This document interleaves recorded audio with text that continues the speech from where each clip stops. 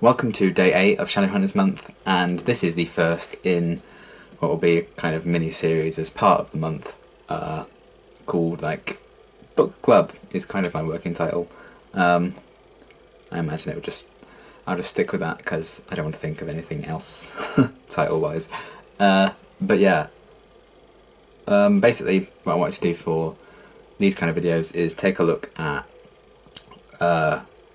a collection of books, or a whole set of books in the Shadowhunters Chronicles, and kind of give my thoughts on them and kind of examine them a little bit, like a book club, hence the title. So I'm gonna try and cover all of the major books that are out so far. Obviously there are some like famous Shadowhunters and Downworlders or something, I think it's called, and they're kind of like fact files, so there's not much to really analyse there, so I won't be doing a video on that, or the actual Shadowhunter Chronicles, or what is it called? I'm trying to find whether trying to see if my copy of it is up there, but it's like the guidebook that Shadowhunters would study when they're learning to be a Shadowhunter and stuff. And that doesn't offer a huge amount because it's basically like a textbook. So again, I won't be talking about that. It's mainly focusing on the actual narrative stories. So yeah, kind of in the way I organised this month, I knew I'd do what videos I would do for each kind of set of books. And then just randomly generated which order I'd do them in, and this one came up first, and it's Tales from the Shadowhunter Academy, which I believe it was 2015.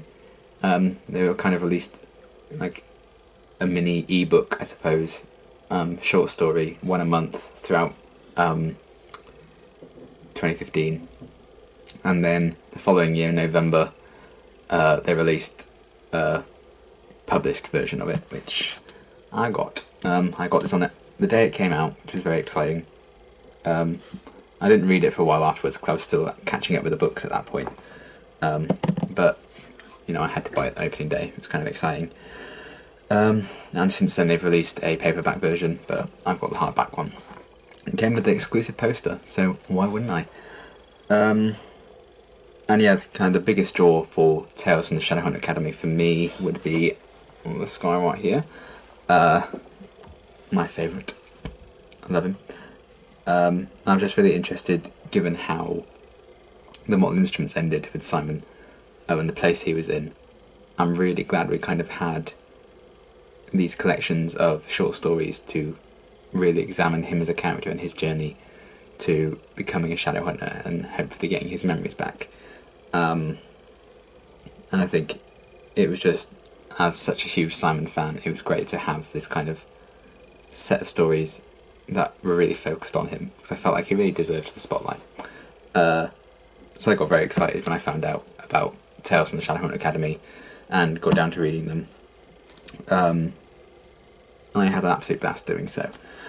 So I'm just going to kind of move this out of the way first of all, because my desk is very crowded, and just go through all of the 10 short stories that make up Tales from the Shadowhunter Academy, and kind of just give a few of my thoughts and stuff, really.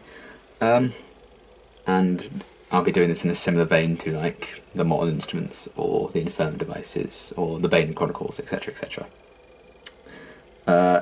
So yeah, I really like the kind of format of this. I mean, it's probably a lot more exciting actually reading them as ebooks when they were coming out, one a month, but obviously I didn't really experience that because I didn't even know what Shadowhunters was when those were coming out. So I just kind of binge read that book, the whole collection. But I can imagine that was kind of an exciting thing, and I really like how it works structurally, having these short stories all compiled together, because it takes place across 2 years, the first 5 stories being the first year that Simon was at the Shadowhunter Academy, and then the last 5 being the second year. So I really liked how it was kind of spaced out, and also how it wasn't always just about Simon. We learned about loads of different we met loads of new characters, we learned about them, but we also kind of got loads of flashbacks and backstories to other characters throughout the Shadowhunters verse that we knew and loved, which I really, really liked. They incorporated loads of characters in this, and they kind of, brought back some characters from the Inferno devices, and we learned a bit more about what they were doing after the events of those books. So we got some more stuff in present day with all our favourites and the mortal instruments, because they showed up every now and again in the stories. And we also got, more specifically nearer the end of Tales from the Shadowhunter Academy, we got a lot of setup for the Dark Artifices, which I'll get onto eventually. But yeah, the first story is called Welcome to Shadowhunter Academy. And this, I think, did a really good job of kind of setting the scene and setting the tone for all the stories to follow, because there's actually a lot of humour kind of injected throughout, even though there are some really tragic kind of moments and stories. There's still that level of humour, which kind of is a reflection of Simon as a character as well. Because he's been through a lot, but he can still have a laugh, and he's still a really funny character. So I'm glad that the actual stories themselves reflected Simon, which I thought was nice. So yeah, we kind of open with Simon saying a final goodbye to his mum before he goes off, even though, we kind of come back to him promising that that won't really be his goodbye to his family. So that was a really nice scene, as we kind of re-examine the struggle Simon's going through about who he used to be before he lost his memories, and if he really wants to try and get those memories back and stuff like that. And then he also, said goodbye to Clary and Isabel and everyone that we knew from the Mortal Instruments, really, before he arrived at Shadowhunter Academy. And then we meet George, who is just a cinnamon roll. Everyone loves George. And we also met Julie, John, and Beatrice, who kind of seemed quite stuck up at first when we first meet them, particularly John, and he didn't really change.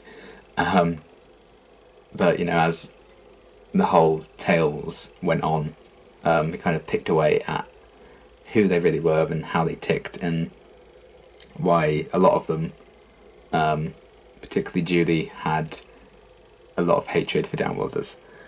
So they did a really great job, this first story, of describing this kind of run-down academy, how dire the situation still was, and introducing these new characters with Simon. It was very much a bridge between the world Simon used to know and the world he's joining again. It's a very interesting kind of mirror to his journey at the start of the Mortal Instruments, when he first found out about the Shadow World, and then we kind of see him discover that all over again, which is interesting. And we have a lot of kind of hilarious training montages where Simon's not particularly great at anything until we get to the archery, where he kind of impresses and stuns everyone because he hits all the shots, because he has kind of a talent for that. As we saw in the Mortal Instruments when he killed that big-ass demon with a bow and arrow. Alec could be proud. So I like how he's still very much...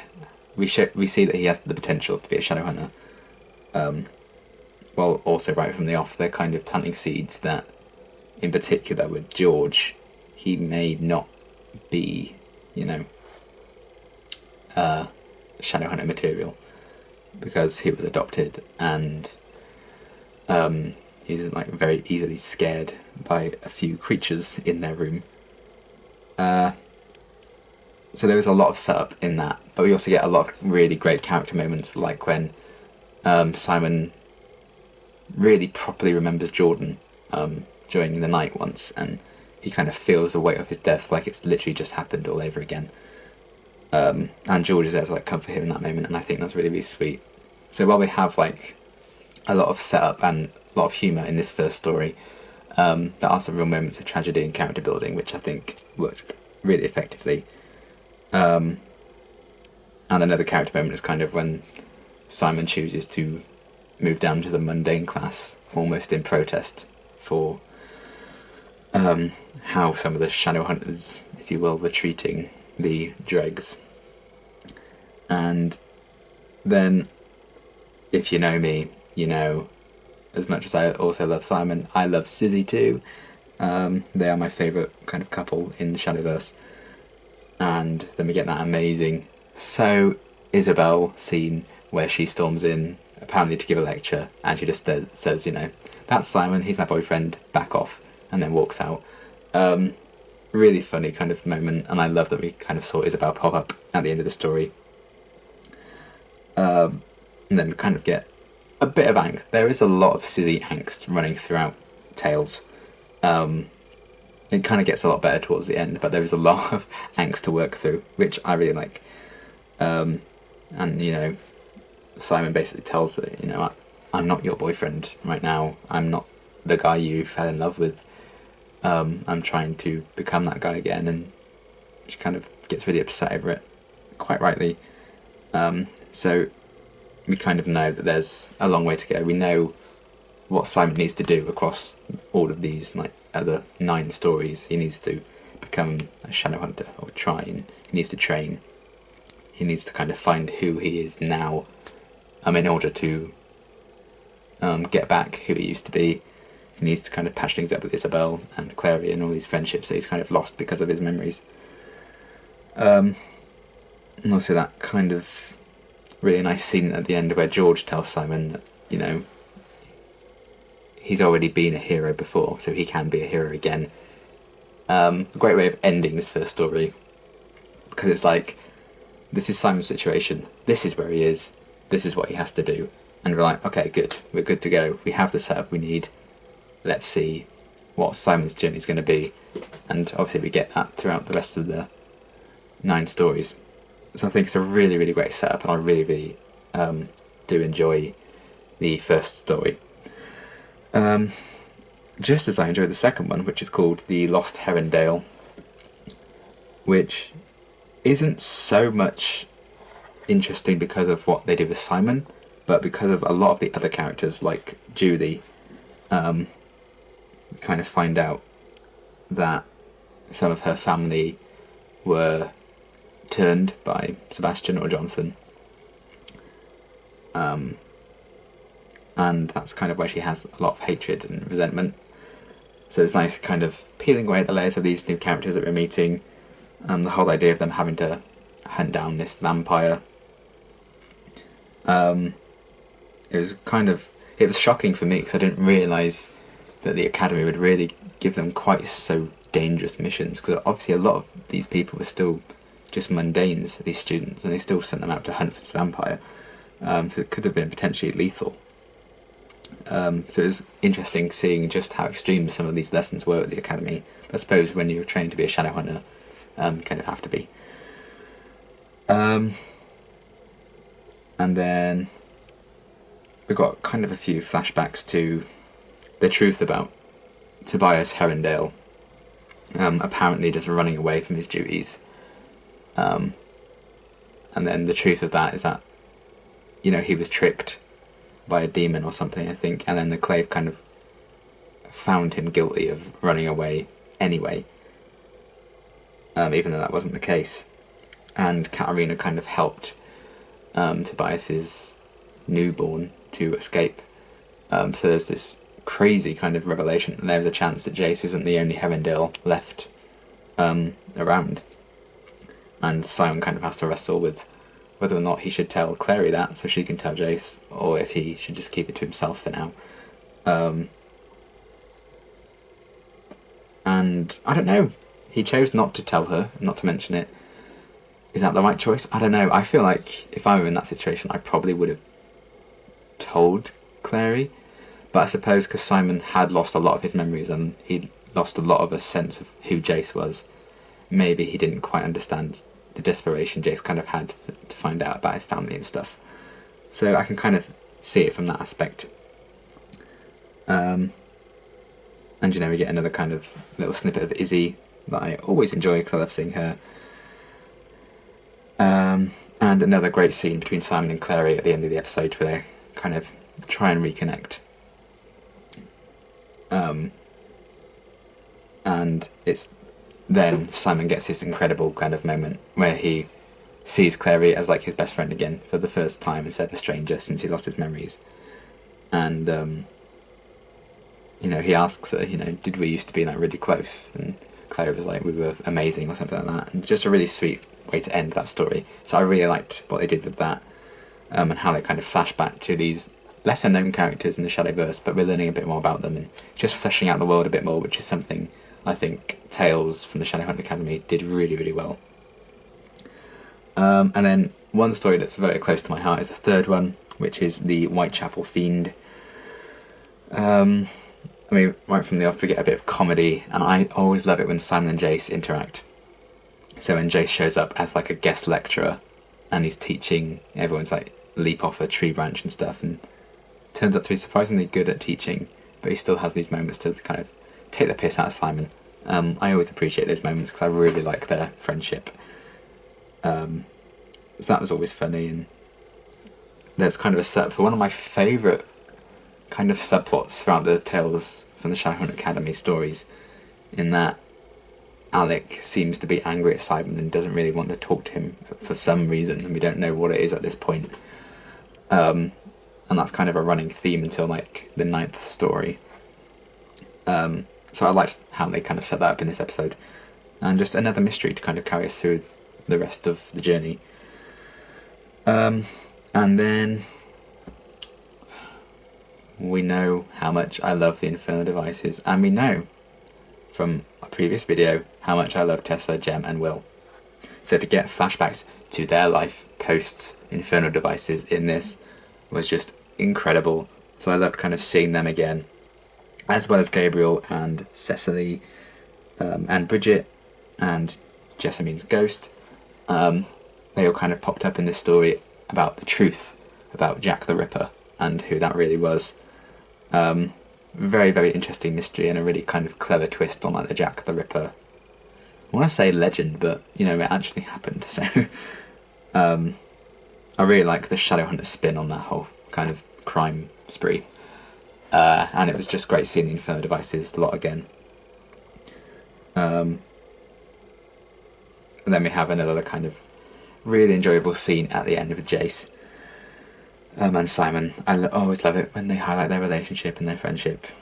If you think how far they came, and then we kind of have a lot of that snatched away again when Simon lost his memories. So to see them kind of slowly rebuilding that friendship after they had such a hard time trying to become friends in the first place, it's just really nice.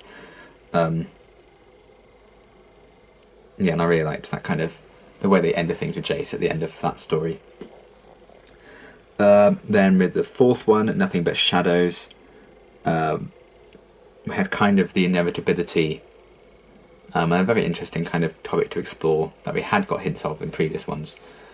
The feud between the elite group of like Shadowhunter students and, as they labelled them, the dregs or the mundanes. And there's like this ongoing feud between who has the right to kind of dominate the class and dominate the academy. Who should the big boss be, which side are you on?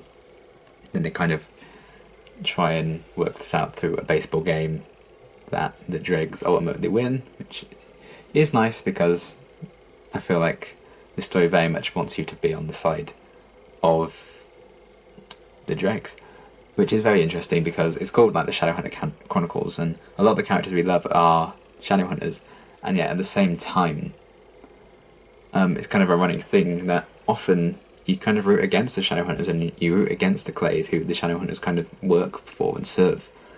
So I think that's very interesting. Yeah, they've kind of always done that right from the start of the Shadowhunters verse. But yeah, I loved that whole thing. And then again, we got some incredible flashbacks to James Herondale and Matthew Fairchild, and how they kind of grew to be really good friends, and then ultimately how they decided to become parabatai with each other. Really nice sequence. We got to see Will again, we got to see Jem again in those kind of flashbacks as we learnt more about them. And even Ragnar Fell, who I really, really love as a character, so I'd like to see him pop up as like one of the teachers at the academy back in those days. Kind of just getting an insight into those two characters, who we will probably see more of in the future trilogy that's coming out. I think, is it called The Last Hours? I think so. But yeah, just seeing their bond and seeing James's abilities put on show, which was kind of a nice kind of thing to explore, and how very organically, in such a short kind of story, they very organically formed this really nice bond and decided to become parabatai. And then that is mirrored in the present day stuff, where Simon is thinking about potentially asking Clary to be his parabatai, which I love the idea of, and I'm so glad it kind of worked out in the end.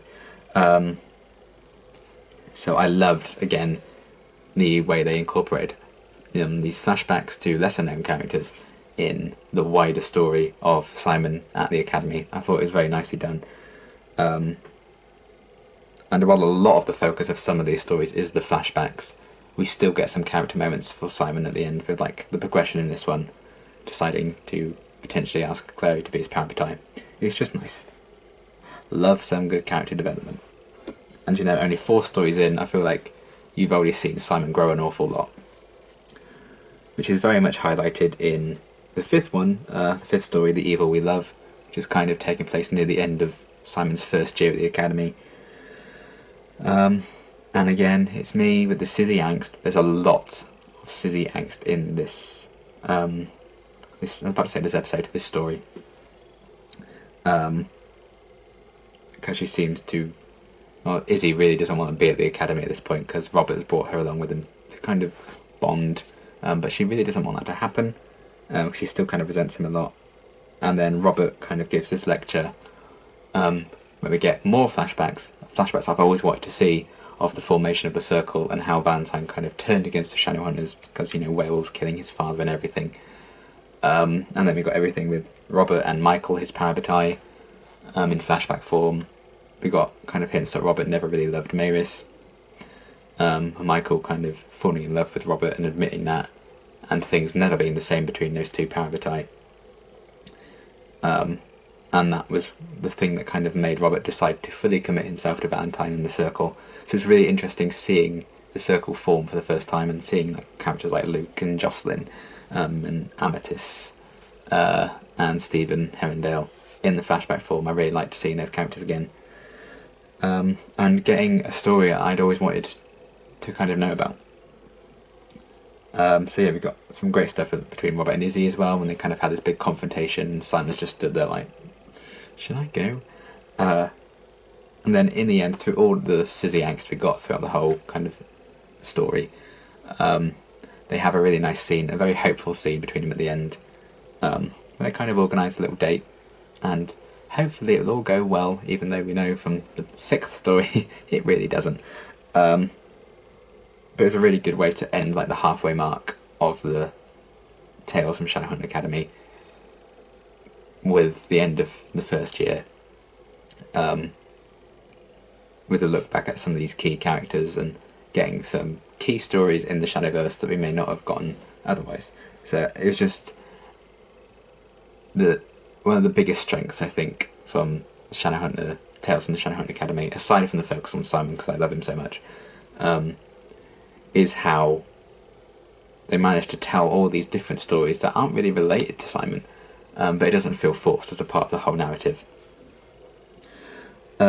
So yeah, the 6th story kicks off Simon's 2nd year at the Academy, Pale Kings and Princes it's called. And we see, Sam and Izzy have been on 4 kind of disastrous dates, and they haven't contacted each other for a while. And then we get the appearance of Helen Blackthorne, which I really liked, and they kind of address the topic almost of racism against downworlders, and Simon gets really pissed off about that, which I love. I love seeing Helen pop up, and we learn about the truth of Andrew and Nerissa, Helen and Mark's true parents, because history's kind of said that Nerissa tricked Andrew into, having kids with her and falling in love with her, whereas we kind of find out at the end that their love was genuine, and Nerissa lets Andrew go in the end because she loves him so much, So it's the tragedy of the truth that not everyone knows, and it's just sad that everyone kind of hates Helen and Mark, even though they're the products of like true love. It's really sad. And yeah, we get a lot more stuff with like Eleanor and the Blackthorns. There's a lot of setup for dark artifices in this story, which I really, really like. Because reading this does kind of help you really follow the events of Dark Artifices a lot better, I think. I mean, I think it still would have been okay even if we didn't have all these stories. We just went straight from maybe the Mortal Instruments to Dark Artifices, but having this as like a bridge between the two, if you will, really added to the Dark Artifices as a story, because it adds just a lot more layers to those characters before we have the main focus shift to them. So yeah, I loved everything they did with Andrew and Nerissa and Arthur in the flashbacks. So we had an idea of the world of the Dark Artifices already before we properly delved into it.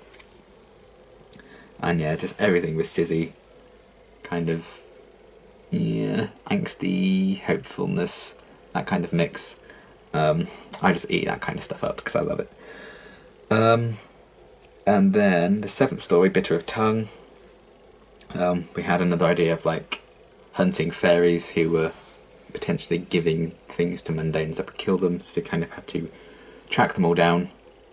And then we find out in the previous story that Helen and Aileen were getting married, and then we actually get the wedding at the end of this story, which is an awesome moment where all of our favourite characters finally kind of came together, almost for the first time in the whole of Tales from Shadowhunter Academy at that point. But before we got to that, Simon ends up in like the fairy world, and he runs into Mark Blackthorn, who's one of my favourite characters, so I loved seeing him. And the tragedy of Mark kind of comes through again, because he thought Simon was there to save him because the Clave had finally sent him to be rescued, and Simon kind of has to tell him that the Clave decided against saving him, so Mark kind of has to stay with the Wild Hunt. It's very sad, very tragic, but he then does get to find out about Helen and Aileen getting married, so he has a bit of hope from the scene. He gets to know that his family are doing okay, and then we get loads of Sizzy love, where they're kind of working things out, and just loads of adorableness, which I just love, and Mark kind of helps them to escape, and then when all is said and done with that whole kind of story, we see Helen and Aileen's wedding, so we get to see all these different kind of characters that we love. We get another really good look at the Blackthorns, more setting up for Dark Artifices, and then a really nice kind of moment at the end where Simon tells Helen that Mark sends his love, and she just smiles, and I think it's a really beautiful moment, and very well earned, because obviously when these stories were coming out, it'd been a couple of years since I think the Mortal Instruments had ended. I think it'd been like just over a year, I think, maybe even 2 years. So we've kind of really earned that moment of a family reconnecting, even though Mark wasn't actually physically there. So I really like Bitter of Tongue a lot.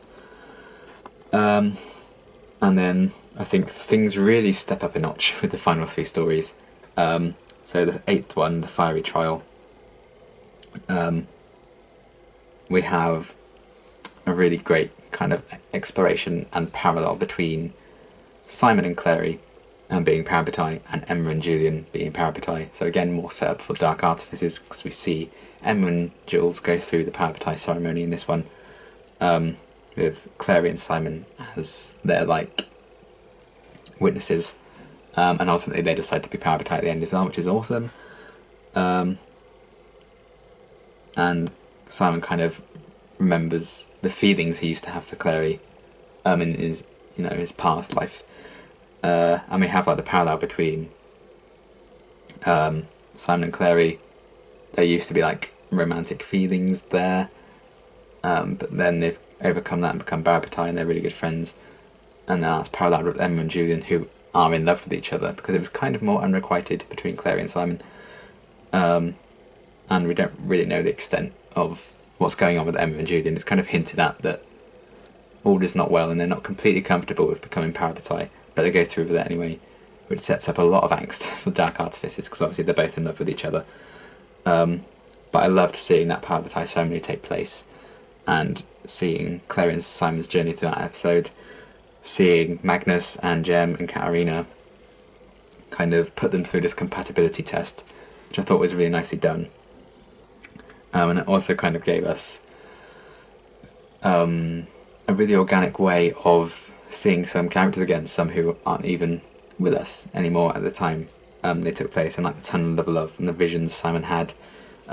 He saw Jace, obviously. He saw Maureen, who's obviously dead. He saw Maya, and I love seeing Maya pop up again, because you know, outside of the Mortal Instruments, she doesn't really have much of a presence in the other stories, so it was nice seeing her pop up in this as a vision. And then, most heartbreakingly of all, you see he has a vision of Jordan, which I really liked. And I liked the whole idea of Magnus and Jem and everyone kind of testing Clary and Simon to see if they're a suitable match to become parabatai. So yeah, the whole kind of parabatai thing is a huge theme in the Fiery Trial. And I loved the way they kind of paralleled Clary and Simon and their parabatai bond with that of Emma and Julian. And you didn't even realise a lot of the time that it is set up for Dark Artificers.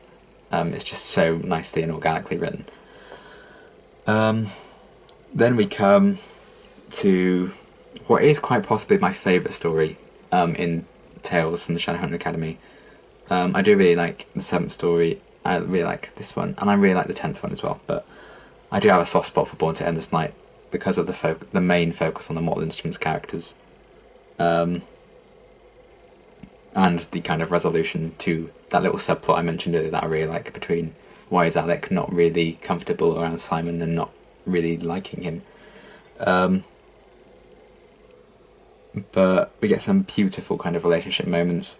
Obviously we have Malik showing up, which is always a good thing, and a kind of adopted child, which I was not expecting to happen, but I loved how bizarre that whole kind of story was and how they take on this responsibility together. They have some beautiful moments as a couple in this story, so I really liked that. Seeing Robert and Mavis kind of panic and freak out over this grandchild, and Magnus kind of being bewildered at first when everyone assumes that they're just going to keep the child. And then Alec kind of reveals he wants to. Magnus agrees. They name it Max, which is just so beautiful. And Magnus kind of realises that, you know, this baby is like a warlock, so he's never going to be alone ever again, which I think is really beautiful. So I loved everything going on with that kind of plotline, as bizarre as it was. But we also get a really lovely scene between Magnus and Katarina, where they kind of reflect on all their friends that they've come and gone over the years. Because they find Raphael's letter to Ragnar, and kind of reflect on their lost friends, because obviously Raphael and Ragnar are both dead. So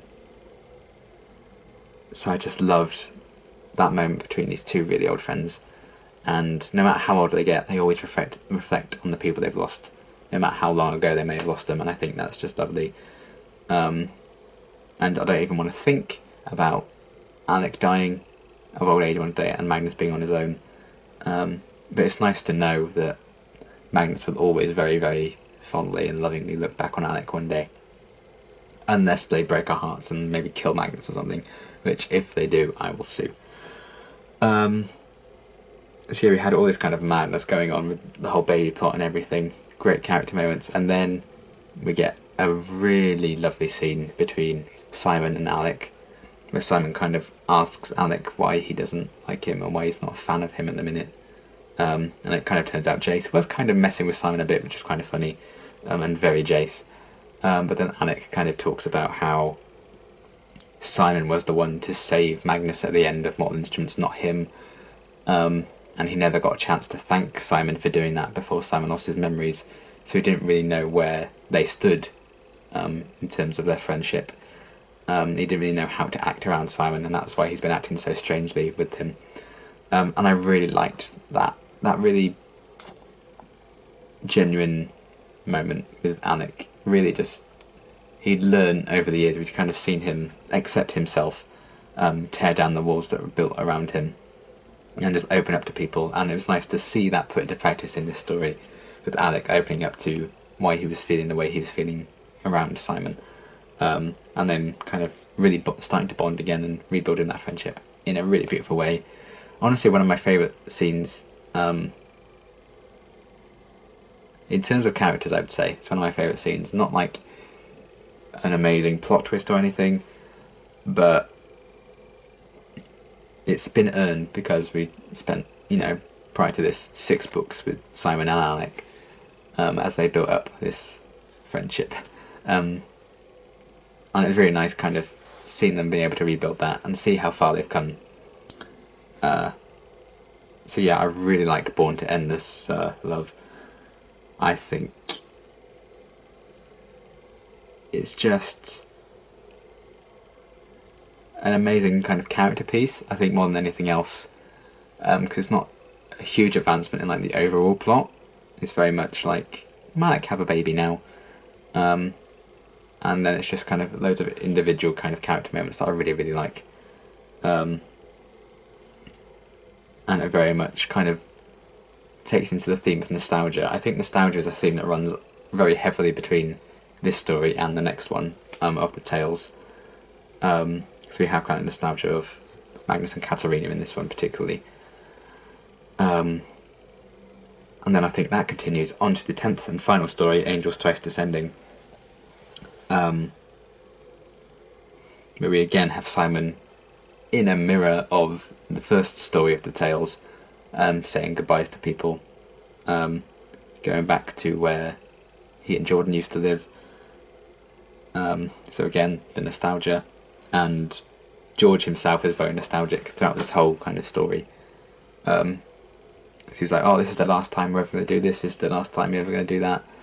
And we've kind of learned to love George a lot throughout these 10 stories, and the characters we met at the start have really, for the most part, been fleshed out really, really well across these 10 stories. So the stakes are high to see them go through the ceremony, and obviously some characters kind of just run away because they're too scared, which is fair enough. I probably would. But then Simon kind of decides to go through with it, and Sizzy destroyed me in this last story. Oh my god. All the angst and everything they've been put through was totally worth it. They've kind of properly fallen in love all over again, and they sleep together for the first time in this story, the night before Simon goes through the ceremony, because obviously he could kill him. But I love that moment of intimacy between them, which is kind of one thing. I love the show. It is kind of one thing that annoyed me about the show, is that they've kind of taken away Simon's virginity, so Izzy isn't going to be his first. And I always kind of loved that about their relationship in the books. I mean, I don't mind it as much as other things the show's done, but yeah, that's just one little thing. But I loved Susie's interaction in their really intimate scene together there, and at the end where, she's really supportive about him alongside Clary after George's death. But yeah, I loved how we got a look at the Shadowhunter ceremony, what it all entails, what they go through. I love that Izzy and Alec, and Jace, and I think Magnus was there as well. They were all there for Simon and supporting him as he went through the ceremony. Obviously, it all turns out alright. He becomes a Shadowhunter. He gets his memories back. It's like, punch the air. You've earned this. He spent 2 years working towards getting his memories back, and it was amazing to finally see that happen. And just when everything seems like it's all fine and dandy, it's a happy ending, we get our hearts ripped out because George dies and doesn't become a Shadowhunter. There's nothing they can do to save him, and he kind of just turns to ash and crumbles, and it's kind of a reflection of what happened to Jordan all over again, because Simon and Jordan became really close friends, almost like brothers, and then Jordan died, and it happened again with Simon and George. Simon even called George a brother, and then George dies. So again, like a cyclical nature there. They revisit a lot of kind of similar character beats with Simon in this particular story, which I really appreciate, because it just shows how far he's come, and how he dealt with these situations differently, even if he's gone through similar kind of things before. But yeah, he gets all his memories back, George dies, it's really tragic and sad. And then Simon pays tribute to George by taking on the surname Lovelace, which I love so much. And Chloe and Izzy are really supportive with him there. And they go to the London Institute to see where George is buried, because he was offered a place at the London Institute when he became a Shadowhunter, and they kept true to their word and buried him there. And then we get this really beautiful moment where Simon very briefly sees Jessamine's ghost and George's ghost at the grave, and Jessamine's kind of helping George and guiding him through, and George just smiles at Simon as like this final goodbye between these two really close friends.